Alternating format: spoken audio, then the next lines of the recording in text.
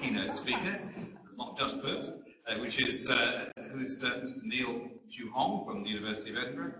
He's the Principal Investigator and Director of the EPSRC, and I'm sure he'll explain, an acronym-funded Software Sustainability Institute. It's a national facility based at the University of Edinburgh for research software users and developers, providing specialist software engineering skills to drive the continued improvement and impact of research software. His current research interests are in community engagement and development, software sustainability, and the integration and analysis of data. He works with research communities across the UK and globally to promote and enable the improvement of important research software through consultative advice, collaborative partnerships, and a long-term engagement. And from 2007 to 2010, he was director of OMII UK, which I think many of you may know, which is based at the University of Southampton, and which provided and supported free open source software for the UK e-research community. So I'd ask you to join me in welcoming Neil Chue to talk about software sustainability in e-research.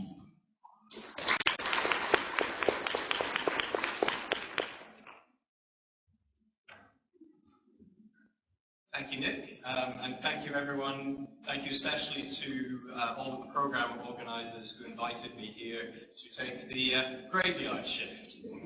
So, some of you may not know what EPSRC was. I'd like to also thank at the start, in case I forget at the end, the funders for a lot of the work that we do. EPSRC is one of the different science research councils which provide the funding for a lot of different work that goes on in the UK. EPSRC specifically looks at engineering and physical sciences, including things like computer software and computer science and software engineering. The other people that we have to thank are the GISC, who provide a lot of support for the infrastructure layer. So the things, the information systems, ICT, both in teaching, scholarly communications, and in research. So really what my talk is going to focus on is I'm going to give a little bit of detail about my background, because I realise a lot of you will have no idea who I am. I don't think the slides that I'm going to show you will give you any better idea. I have difficulty saying what I do even to my parents. But after that, I'm going to kind of like go on and say a little bit more about what we've seen in the UK, particularly given that the equivalent of the e-research program in the UK is now 10 years old, and it's gone through an international review in the last year.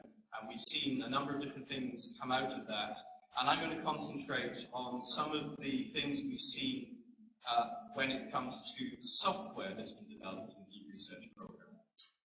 And the sort of title of my talk alludes to the fact that there's a lot of problems still that we see with the software, and importantly, how the software is maintained over and above the projects that are first commissioned to develop the software. The software is often seen as an afterthought, and what I'd like to do in this talk is go through and present you with a number of slides which feature an awful lot of red in them, just to keep you awake, and see whether some of the things that we've discovered in the UK also chime in with what we see here in Australia and New Zealand. So, to start off with, what do I do? So, I've had a slightly checkered past. I started off doing things with mushrooms, so I'm probably one of the few people who started life looking in great detail at how different 3D scanning techniques could be used in the mushroom production industry. It's not a particularly glamorous job, but it is at the cutting edge of machine vision, and I get to play with mushrooms and shooting them off different conveyor belts using a little objective air. So this is kind of how I started off, but really there's a different aspect here. What we have in the UK, certainly, is we have a whole set of very small businesses who rely on the application of different sorts of technology coming from the universities to improve their processes to compete against a lot of their competitors from foreign countries. So in the mushroom production industry, Scotland's big competitor is Eastern Europe, where they can pay people to source mushrooms on their own. Instead, Scotland, as the mother of inventors, we try and use technology to solve this problem. So it's about creating sustainable industry through understanding the problems and the way that technology can be applied to these problems. I also help run this building here. This is the longest running students' union in the world, although my esteemed chair here is challenging this fact, suggesting that St Andrews may have a slight edge over Edinburgh in this case. But again, here, my role is really about understanding the different processes that go towards providing services for a huge community of people in the university. So this is the second largest provision of catering services in Edinburgh after the hospitals. And it's all about understanding how things are changing. So this is something else that I bring into my role. A third aspect is this thing here. It looks a little bit like the truck that you may have seen out on the SGI stand. And it goes around Scotland to the Highlands and Islands and all the different remote areas. And it enfolds into a cinema. So a very good part of my time is spent understanding how you can generate interest and how you can develop communities around cultural aspects, cultural provision. And this is where it starts getting interesting, because here what you have is you have something like this lorry, this screen machine, providing a driver. It's a technological driver that allows you to go to many different communities and basically promote interest, to invigorate them, to give them an idea of what is possible when you look at the high end and what might be possible when you start looking at the low end. So this is the kind of driver. The thing that I really do is understand what happens when that lorry leaves a particular village. How can we provide for people in the areas once we've lost this kind of large open use? And so that's very interesting, because when you apply it to software and e-research, it's all about understanding about sustainable software and understanding how you can keep the commitment and drive going after the big e-science, big e-research projects have done their thing. So we're getting a lot of different things that are coming out of the e-research programs, which are good. They're basically the best of breed in many cases. But quite often, there are reasons why it's challenging to keep them sustained. So that's a little bit of background about me. A little bit background about the UK and the UK science programs. I guess we can point to the start of the UK science program from this statement by John Taylor, who was the Director General of the Research Councils in the UK. So he was essentially the boss of all the funders. And he said that he wished to create something that would be about global collaboration. It would be about understanding the key areas of science, and importantly, what was the next generation of infrastructure that would support developments, discoveries, innovation in these areas of science. And so he created a funding program which set up two main things in parallel. One was a set of e-science centres, which at a regional level looked at projects that involved both researchers locally and industry in e-research, and provided a base for getting a number of people to collaborate together locally. And also the e-science pilot projects, which were looking at larger scale areas of research, perhaps in bioinformatics, or in engineering, or in computer science, which looked at bringing together networks of people from the leading groups around the UK, and understanding how this e-science, this e-research, could improve and maybe change the ways of working that were already in place in these different communities. So as that was going on, a group was set up called OMI, standing for the Open Middleware Infrastructure Institute. And the idea there really was that it was set up to kind of be a bit like a farmer, I suppose. It was set up to harvest and maintain software that was coming out of all the science centres, all the different pilot projects, and also fill in some of the gaps. So we had something called the managed program, which was kind of like the seeding the ground in bare patches in the lawn. So we planted lots of different things, and there were quite a few projects that flourished. And it's interesting because of the different keynote speakers that we've had this week, a lot of these keynotes have mentioned one or two bits of software which have been supported by some of these programs. Things like the application hosting environment that Peter Coveney mentioned in his keynote speech yesterday. On the other hand, not everything did survive. Some things wilted, decayed, fell away. And one of the things that we were interested in doing with OMI was understanding why was this the case. So why was it that despite the funding that was put into these programs, some of the things which were being used by people eventually died away to nothing? So we had a second go. We had a second phase of OMI, where what we did was changed the way that we approach software. We looked more at the idea of understanding how to give things a bit of fertilizer, keep things going. And we looked also at what was happening in other communities. So things like the open source community, business communities, to understand what were the different ways that people were using to, I guess, create a longer living culture for the software to grow in.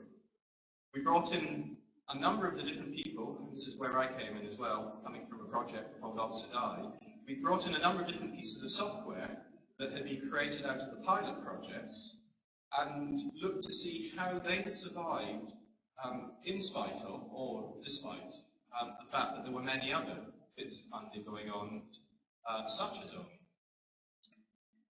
So this was all about kind of understanding where things were working, particularly, I think, when it looked at support for the people who were developing the software. So in the first phase, we were really busy just saying, there are lots of people out there, you're all doing great stuff, what we want to do is give you money to do more stuff. In the second phase, what we were looking at was understanding what else was required in addition to money to help support the people who were developing the software. But then some things started changing and shifting, and in particular, one of the things we did was an initiative called Engage, which was funded by GIST, which started off by looking at a whole set of different research interviews. So we interviewed around about 250 different researchers from different backgrounds, from different levels of seniority, and asked them not what were the barriers to their use of e-research infrastructure, but rather what were they trying to do. And so it's been really interesting to see the way that this approach is also being used in Australia in the projects such as Seeding the Data Commons. Because I think the way in which we approach these kind of requirements interviews is very important. We've got to understand not just what we want to hear the answers to, but understand what are the questions that people want to tell us. And so for initiatives like Engage, we started realizing that there was a slightly bigger issue at hand, which was to do with the focus on the software development in isolation of the research that this software was supposed to enable. And so we started making things a little bit more open. We started looking at initiatives such as things like Google Summer of Code, and something that we call the PALS scheme, where what we did was invite specialists from different areas, in bioinformatics, geospatial information, in areas such as open source software, in fact, to come in and provide both, I guess, evidence of what was happening in their different communities, but also go the other way and act as our eyes and ears and champions within different groups. And it's important because I can't go out to, I wouldn't even dare to try and go out to a subject area such as, I don't know, fusion science, plasma physics, and claim to be an expert in these areas. I do know that there are people in those areas who are experts who also know how to use software. And it's it's this interlinking between the different people who are necessary in the different teams that I think is the important lesson that we've learned from this sort of stage of where we are. So that was OMI UK, but OMI UK is coming to an end. And one of the big things that is changing the shape of the UK e-research landscape is, of course, funding. I don't know how many people are aware of the funding situation in the UK. We made a few bad decisions about where our banks should invest money, and as a result, we appear to have lost a few trillion pounds. Anyway, you know, a few trillion pounds is obviously something that you can just sweep under the carpet, and a lot of this is coming out of quite large cuts to different areas of research funding and teaching in higher education. So what we are having to do now is understand how we can do the same sorts of things that we saw working in the first stages through things like OMI UK, but with less money available. So now the emphasis is on trying to really support the research communities which are developing their own software. So understanding what kind of skills are missing and providing them just for a short amount of time. So in some sense, what we're doing now is kind of trying to help people build tree houses. So we've gone from this idea of planting things and harvesting them to helping people with the pruning, to the idea of helping people build their own gardens, their own tree houses. So this is all the kind of backdrop to where certainly the work that I'm doing is going in the UK. But really, the majority of what I wanted to focus my talk on was understanding why we have to have groups like the SSI. I mean, I'm not trying to do myself out of a job, but in theory, organizations like the one that I'm a part of shouldn't be necessary, because no one starts writing software intending to abandon it completely. And I think, I don't know, is there anyone in the room who decides when they wake up that, you know, the thing that they're going to work on is going to disappear in a couple of weeks, or they're going to get rid of because they just don't feel like it? No. Some people will claim that in the best software engineering practices, you'll do things like rapid prototyping, where you're constantly renewing and rewriting from scratch. That's not the same thing as abandoning the software. That's simply creating a new version of the software. It's understanding from the mistakes. It's not suddenly deciding to stop maintaining the software. So why is it that this is the case? And so this is what we found through doing the work on Engage. There's a problem here. There are challenges involved. And part of the problem is simply that when you look at software sustainability in the e-research world, it's actually different. There are slight, subtle changes between what happens in industry and what happens in e-research. So here are two little quotes that hint at one of the problems.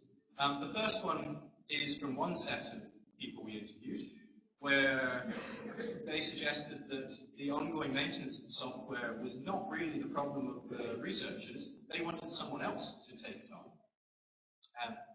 And the bottom quote is from an almost identical group, but from a different institution on a different, talking about a different piece of software. And they want to keep going with this, except they can't. So you get the two varying sides of the argument. We've also seen some things recently that have been triggered by another great thing to happen to the UK. I've realized that, and you'll see as I go on, that all of the examples I've thrown up point to perhaps my ability to choose examples that are really bad in hindsight for my slides. So this article came out in Nature in October called, I don't know if you can see it there, it says, Error, Why Scientific Programming Does Not Compute. And it's actually quite an interesting article. It goes into some of the issues to do with the way that software is developed in different areas of science. And it's all been triggered by something that happens to do with some data that was leaked from the University of East Anglia that caused the Climategate scandal. So a number of different emails were leaked, which seemed to point towards a sort of collusion between some leading researchers to marginalise some work that's coming to people who could be said to be on the sort of more sceptical side of the climate argument. In actual fact, that wasn't the big issue coming out of this leak. The big issue, as some people quickly realised, was that the software that was also leaked, that was producing some of these results, was difficult to understand. It was difficult to replicate the results. It was, in short, hard to understand how you could use this as a foundation without anything else for the data that was then being put into very important reports. So this was kind of the thing that sparked this article. And there have been a number of other people who've been looking into this area who've come up with quite worrying results. So these statistics here are a result of a survey that was done by someone called Greg Wilson from Canada, who runs something called Software Carpentry. And he has been campaigning for a long time that basically there is an issue in the way that people are taught software engineering skills in research institutions, which is really around the fact that people are being taught the wrong sort of skills. And the idea of software carpentry is that what you're looking for is the sort of things that will allow you to build a table, not build a kind of like a high-rise building. People are being taught too much in too structured a way, rather than being provided with things that are useful for their everyday kind of use. And in his survey, they came up with the fact that basically you've got 45% of scientists saying that they're spending more time today developing software than just 5 years ago. You've got 38% of scientists spending at least 1/5 of their time developing software, but you've got only 47% of these same scientists saying that they have a good understanding of testing. So what you have here is you have another challenge for software sustainability, because ultimately the problem is that maintenance is not fun, hacking is fun. Oh yes. So a little comparison for people who think that software engineering is easy. Probably about as easy as being a chef in a major hotel. The length of training is about the same. The amount of time you have to spend in apprenticeship is about the same. The worrying thing, and don't take these figures as gospel, these are taken from some courses which will remain unnamed in a Scottish institution. The issue is that the amount of training you get in undergraduate courses, which is really where a lot of people will pick up these kind of skills, is quite small, particularly in children.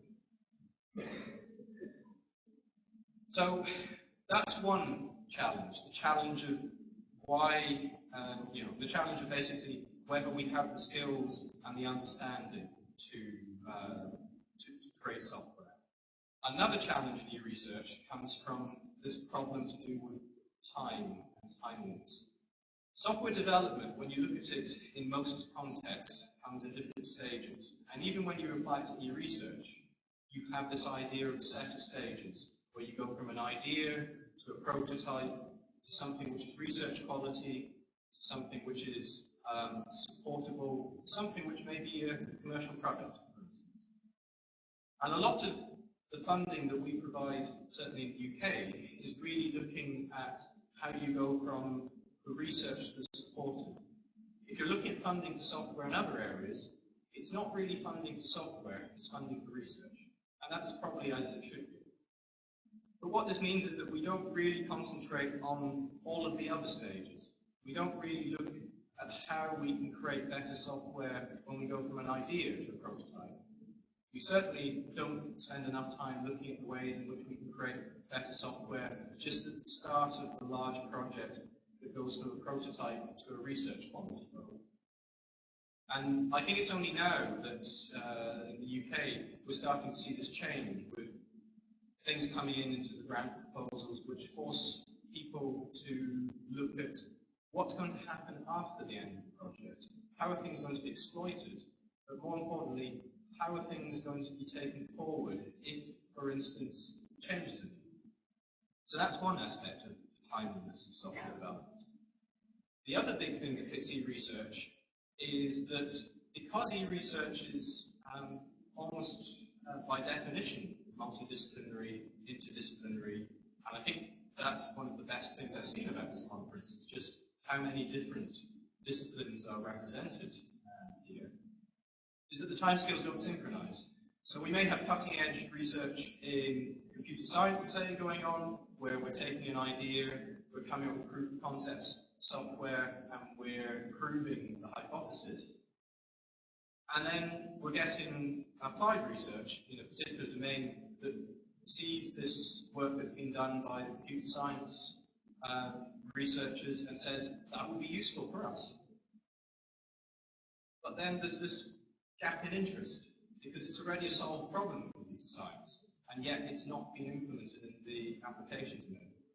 So we have this issue, and it depends. I mean, there are different things when you look back. You can look at different algorithms and the amount of time it's taken to get from the first theoretical kind of inclination in someone's mind to it being used in a sort of widespread capacity.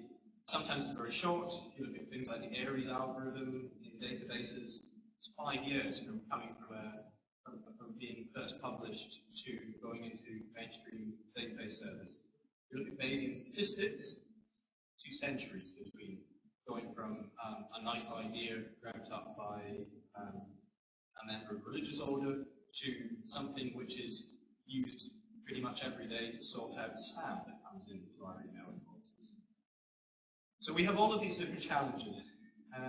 We have the issues to do with skills base, we have the issues to do with teams, and we have the issues to do with the fact that we have differences. And I think the thing that we have to understand really is how we can look at e-research as opposed to other software development and make use of these differences to help us. So the question then becomes, where do we go from here? What can we do?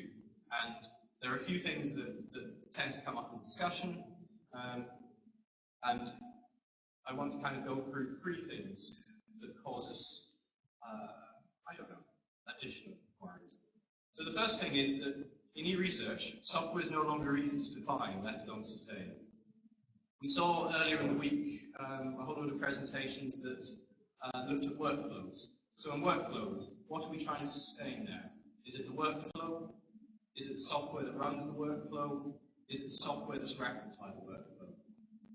One of the big things that is of interest to many people who are developing workflow engines is how to deal with workflow decay. So where do you understand when one of these little boxes changes? Is the workflow still valid? You've got stuff such as this, which is looking at the use of publicly available data. So this here is an example of something where it's skimmed publicly available data and created something, a portal, which allows me to understand whether it's quicker for me to take the car or the bus to work. Actually, I'm that little red cross there. Because they're not building an extra tram route in my city, I'm actually just quicker taking the car, which is good work. But what do we sustain here? Is it the map? Is it the software that created the map? Or is it the data? And so it's all about, are you trying to sustain the function, or are you trying to sustain the form? So this is an example of a Japanese temple. In fact, this is an example of what was the oldest family business in the world.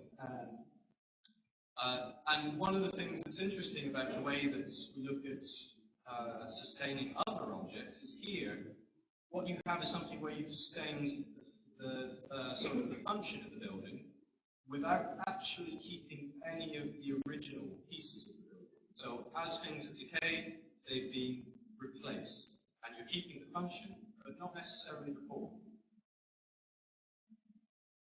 So one of the issues we have, though, is how we end up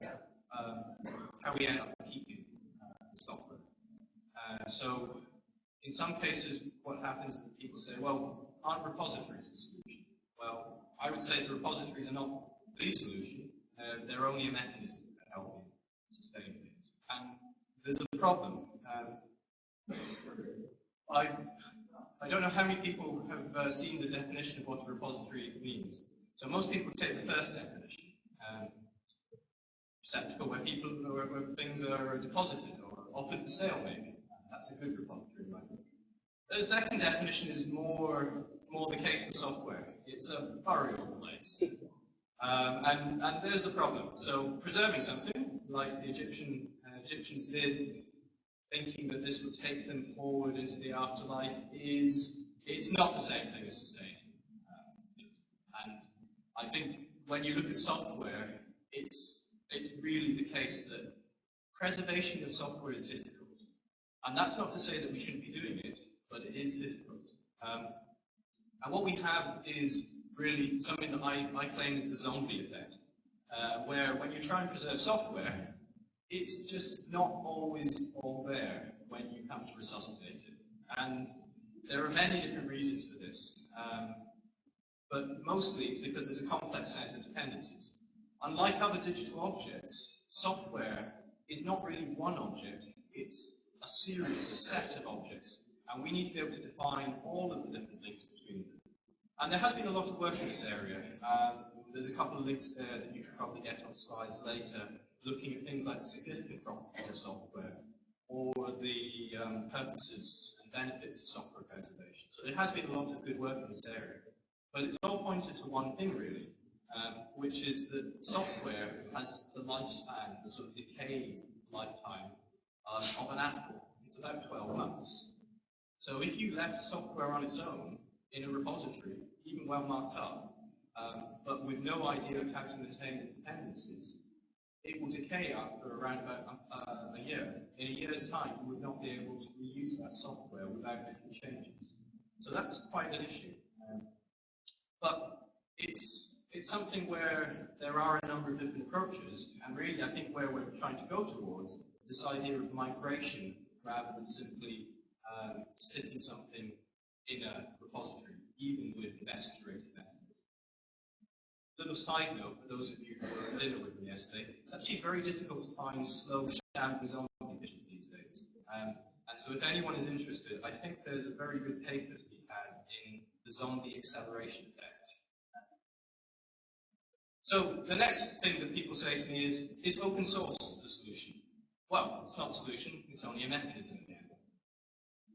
Because open source is often described as being free, free as in speech, free as in beer. Hands up, who knows what the next slide is going to be? No, sorry. Open source is free as in puppy.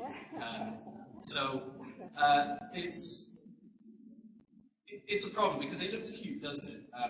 And quite often what happens is that, particularly in your research, you take projects which decide to use software, so decide to kind of like take forward their software by saying, let's do it as open source. And for a while it's all rosy, because, well, it's lovely and exciting, people are really interested in it.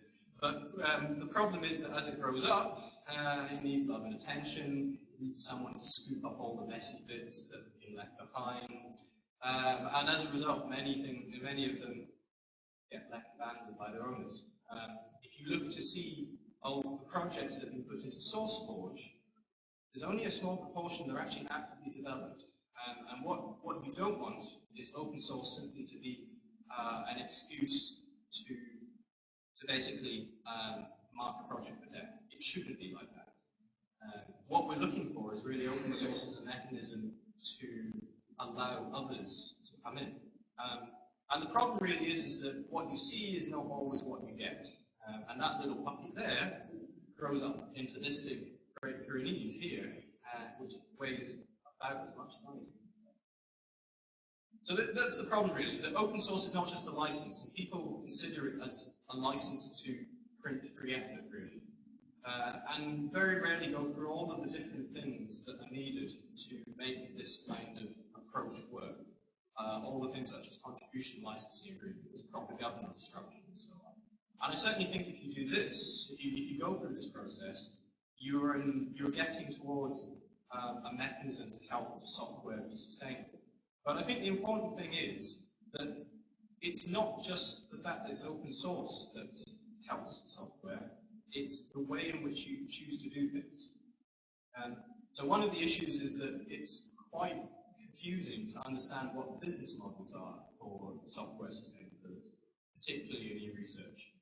Most things go by what I call the grant mosaic up at the top left, which is the idea of having a really strong professor or software leader, director, who understands how to map lots and lots of pieces of small grants together to keep the software going.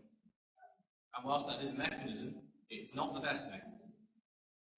There are others that have been tried. You can do things such as providing things as a service. So there are things like eScience Central from Newcastle University, which have done that quite successfully. You can have institutional support. The wonderful connection system for open source publishing relies a lot on institutional and foundation support. Sometimes you have things which are just flagship projects, so they attract funding because they are too big to fail. But if you look at what happened to our banking industry, sometimes that's not a good approach to take. And given the sea of green I saw yesterday, I'm surprised that more people haven't tried the T-shirt model for sustaining software. Anyway, I think the thing that I'm trying to say here really is that software sustainability should be part of the process, and there are several different parts of the process that we should be picking up. And in some ways, I look at it as being comparable to risk management. So risk management is now something that everyone has heard about, and a lot of people practice. And in the same way, you're wanting to start doing risk management before you start a project. And so it becomes something which is not really part of the project, but it's about the process that goes beyond the project. So what we're looking at now is not software as a series of projects, but as a product that we are looking to understand how to deal with across a much wider timescale. Because if you look at the successful pieces of software that we picked up, I'll show a few examples. We're talking about lifetimes of 20, 30 years. So it's something to think about. The other thing is understanding the context in which software sustainability fits. Because quite often it's only seen as being software engineering, or it's only being seen as the funding. Whereas actually there's a whole set of different things. It's about how you provide support, how you get in contributions. It's about how you engage with communities. It's about how you understand the market that the software sits in. And even in the research field, understanding the market is very important. So, communities are important, and it's you who are the solution to software sustainability. And the reason for this is really, when you look at it, software isn't very different in the way that it's developed to many other things that are developed amongst groups of people. As soon as software moves from being the preserve of a single researcher working for their own benefit to something which is being developed for other people's benefit, it becomes a community project. And if you look at community projects, they're all formed around 4 ideals: cohesion and identity, tolerance and diversity, efficient use of resources, and adapting to change. And each of these 4 things can be mapped to the way certainly open source projects are ideally managed, but also how any software project should be ideally managed. We should be understanding how to grow the size of our users and the number of our contributors through collaboration, through understanding what the differences are between the different people that are coming into the project or into the community. We need to understand how to use the infrastructure to help us, not to hinder us. And we need to understand how to move with the times. And that quite often is just about understanding how to make decisions within the development life cycle of a piece of software. So there's 3 examples I'd like to give. I'll just type them. I'll go quickly through these 3 examples then. So 3 examples I'd like to give. The first one is the example of the tool here, and this is my second example of why I picked that example in hindsight. This is a piece of software that's been developed as one of the first e-science pilots that was working with Rolls-Royce. And we're looking at this next generation of engines that they were designing, and looking at the vibrations. Oh well. Anyway, what's really interesting about this, though, is that they understood very quickly that the kinds of work that they were doing and the software they were producing was useful in other areas. So we took the signal processing stuff from the Damon's project, and we converted it to a completely different field, in this case, neuroscience. And instead of looking at the signals coming out of an airplane engine on its way across the Atlantic, he was looking at signals coming out of someone's head as they were thinking about different things.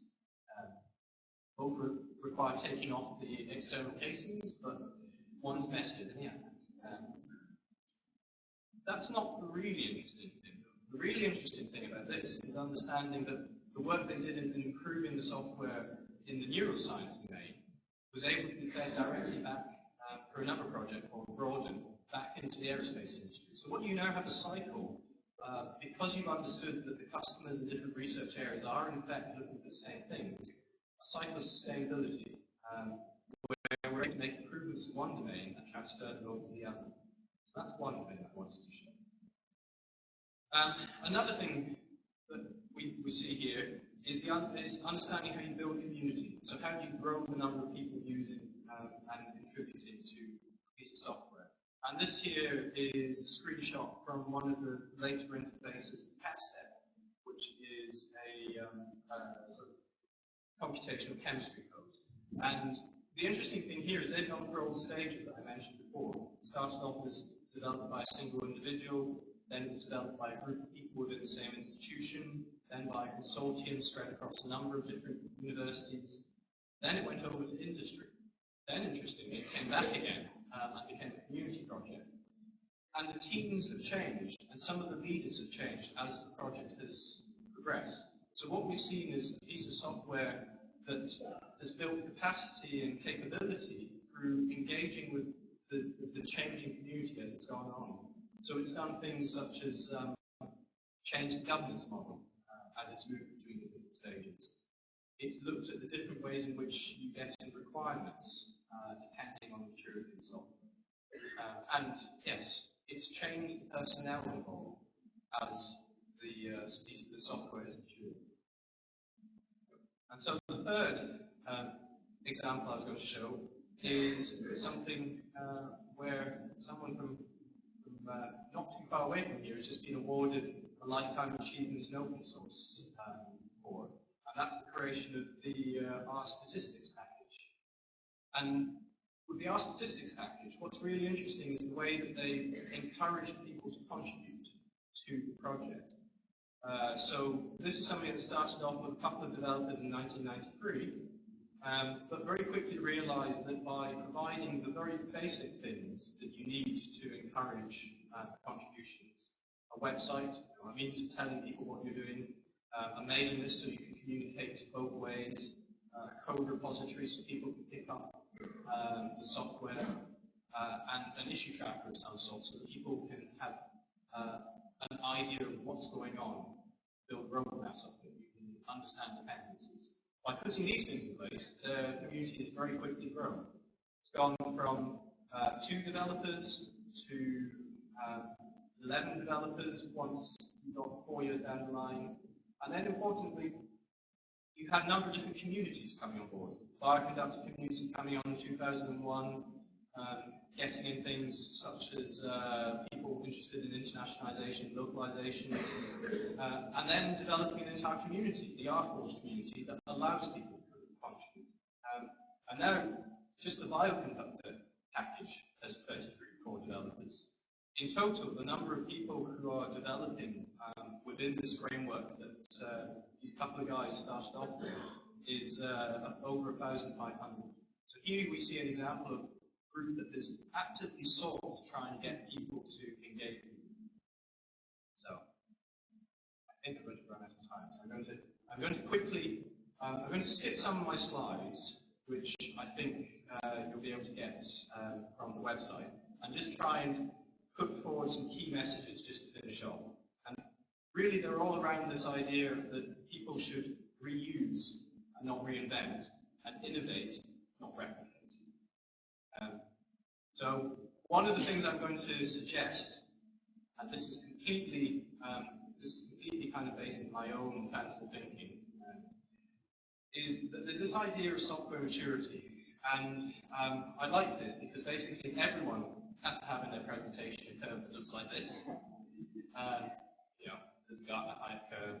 There are any number of different things that use exactly the same curve. So I want to present this as something that's got an equivalent in the software sustainability mode. And what we have here really is 3 key stages. We have innovation, we have consolidation, and we have customization. And I've been talking a lot about the timeliness of software. And what I've seen through looking at the different domains that we've worked with is we've got this idea of software proliferation over time. To start with, everyone's really interested. There are a new set of algorithms coming into the area, there are a new set of ways of doing things. And you get this explosion of different pieces of software. And that's the innovation part of the curve. Then you get the realization that there isn't enough funding to go around for all of these. And you go down the slope, and you see this thing where we start consolidating on different platforms. And then finally, you get to the interesting stage where you have people building on this set of consolidated platforms and customizing them, again, kind of spreading out again. And that's really where it becomes commonplace, I think, to use the different pieces of software. So I did a very back of the envelope kind of look at where this. Interesting. Okay, this is good because I didn't want you to look too closely at this slide because it shows a number of different things which are maybe contentious. But anyway, I'll keep on talking whilst the slide comes back. But there's this idea that there are different things, there are different stages. So relational databases are probably way down the customization side. We're now seeing a few key products being built on. But things like, I don't know, digitized document analysis is still quite near the innovation side of it. This is good, because now you can't see the slides that I'm skipping. Oh no, I can do that. Okay. So, I have one last question to pose to you as the audience, which is really, this is all well and good. So I've said what some of the challenges are in software sustainability through research. I've said what some of the things I believe are ways of improving your ability to sustain software are. The one last question is, though, that even with the best will in the world, everyone wants something for doing something. And really, what we need for software sustainability is credit to sustain software. So how do we get to that point? This is where you come in. All right. Because we already know that research credit is based essentially on publication output.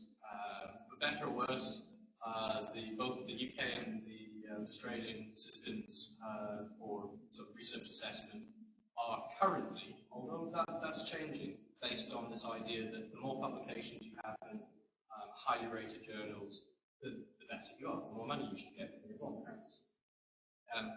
And we're getting there, but data citations and credit for reuse is still not commonplace. So software credit is the next stage, but it's even more difficult because, as I mentioned when I talked about the zombie effect, we need to have a way of being able to give citations to software that allow us to understand some of the different dependencies. So without software credit, how can we persuade people to contribute back? because that is the key thing that I maybe didn't mention in the 3 examples, is that to be successful, your aim is not just to get a thriving community, it's to get a thriving community who will willingly contribute back effort. And these are people who will willingly contribute back, even though their university doesn't want them to, or even though their project is not necessarily funded to allow them to do that. So how do you persuade people to contribute that?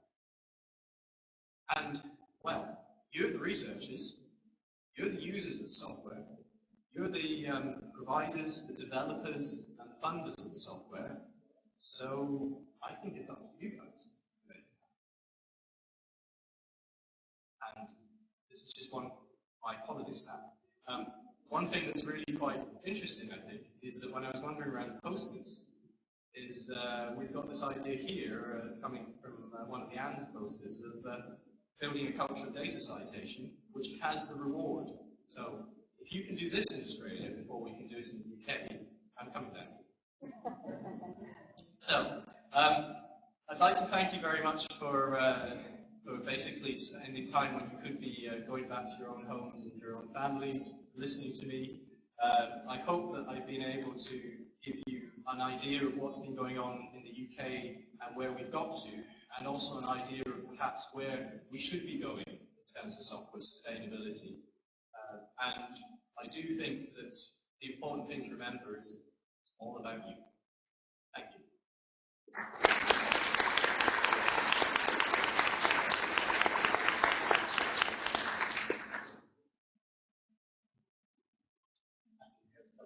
We have time for 1 or 2 questions, if there are any. Right, I don't know we get. And the microphone happy to go on over there. That's 2 questions. We may have time for one more after that.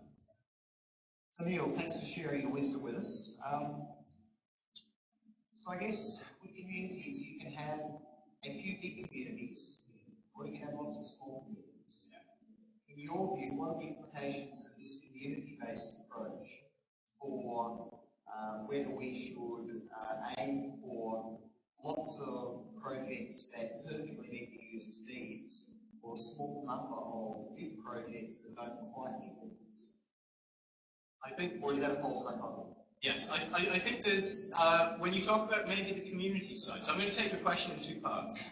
The first part I think is interesting because actually the research that's been done into community development engagement shows that actually the community size is important and there is no one size fits all. Actually, the perfect size for a community is as large as it can get before it starts losing cohesion. Because the thing that makes something a community is the fact that everyone has a common idea of what it should be. So on that side, I think it's not a case that you should have small communities or large communities. That doesn't necessarily map so well to the slightly more rigid funding structures. So which is better? Is it better to do very large things or is it better to do very small things? That's more interesting. I'm not sure that I can give a fully qualified answer to that. We've done work which has been looking at both and in the middle with different funding programs in the UK. Most recently, we've been looking at the very little. We've been looking to see whether you can use a series of very small size projects, very directed projects of around about 3 months worth of effort to push people, particularly push them over a particular barrier. And that seems to work very well. But it's not enough to do that, because if you didn't have some of the larger projects, you wouldn't have the things in the state that would require them to be pushed by the small projects. So the answer is we're working with some of the research councils to essentially run a series of trials. I hope there's no one here in the UK who applies some of the programs which we're running these trials on here. But yeah, we're going to be analysing the data, looking at the different things that are specified at the start and that come out at the end, and look at them as looking at them, comparing them to the size of the project and the effort. Come back in 4 years' time. Hi, Samuel from NES. My question is slightly related. I was wondering, in that consolidation phase of the graph you have, is there an implication that, given the cost of software, and perhaps not all software companies, is that some people need to make the difficult decisions to kill the bugs. You can't save all the bugs. do you try and identify the bad puppies early on and take them behind the shed? That was going to be such an easy question to answer before you brought in the puppies. So yes, there will be software which you need to pull the plug on. Notice I'm not saying puppies. It's something that we've seen and have had to do in many cases from the funding programs that we ran in OMI. And the question is often based around point when you have two relatively equivalent things, where you know there probably isn't the community to support both of them, but there's no real sensible choice between which one you should or shouldn't. That's a tough decision, but I think in general there is this necessity to be able to pull the plug occasionally. One of the things we've done in the study on I'll get this wrong, but the software preservation study is look at some of the different markers that might allow you to see at what point you should pull the plug, and also what needs to be done when that happens. So this sort of metric scorecards that we're working on. Again, that's going to be refined in the light of doing some studies on how we've seen past software come out over the last 3 years. So we're doing a sort of with hindsight to look at that. But yeah, sometimes they're just tough choices, and occasionally you get it wrong. Time for one more question, if there is one. Oh, yes, Paul. There's a microphone that can come straight down to you there, perhaps. This was partly addressing what you think works well, and partly addressing the article in Nature that was talking about the problem to scientists and not maintaining the program. The types of stuff you've done, and you say you want the scientists to develop some bit of research code and you want to push it to the next level. What are the things that will work or will really need to address it? Putting a testing framework, is it re-architecting software to sustain? What kind of things work well and having a reasonable level of time?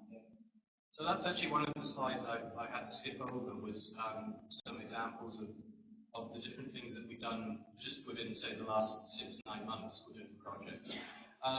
They tended to fall into a number of categories. So one of them is simply doing code reviews for people, having someone look at a piece of software objectively. And actually that extends not just to code, but a lot of the work we've been doing has been looking at documentation and websites, and looking at that from the point of view of other people who are going to be using this software. So that's certainly one thing that's been very valuable for a number of projects, and is relatively short. We're talking here effort that might be of two weeks effort. Another thing that's been useful is, as you said, doing things such as re-architecting software.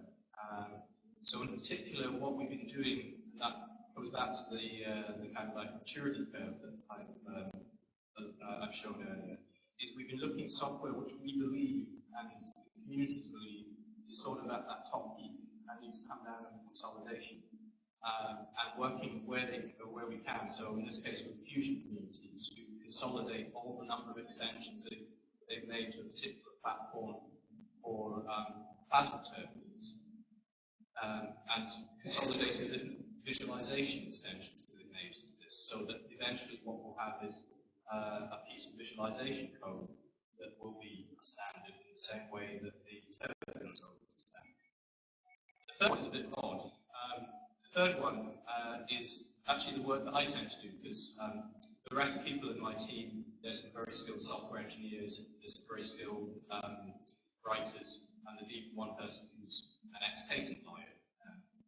But the work that I tend to do is coming into groups and understanding some of the people dynamics in them. So my role is known as a facilitator, coming into a project to help push forward the software because of problems that they might see between in integration, not because of the technical issues, but because people can't quite communicate what they're looking for from one side to the other.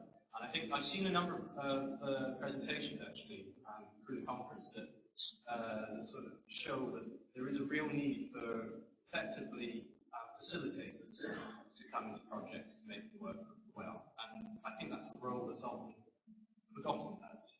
It's certainly not one that's very well recognized when we go and apply for funding. So those are the three things.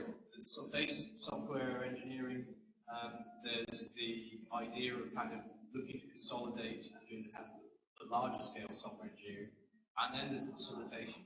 So, hope that answers the question. Thanks very much, Neil. You can get through custom. So thank you very much indeed. That was a tremendous presentation. And really, I hope you'll join me not only in thanking Neil, but I think you'd agree that was a tremendous way to end our presentation.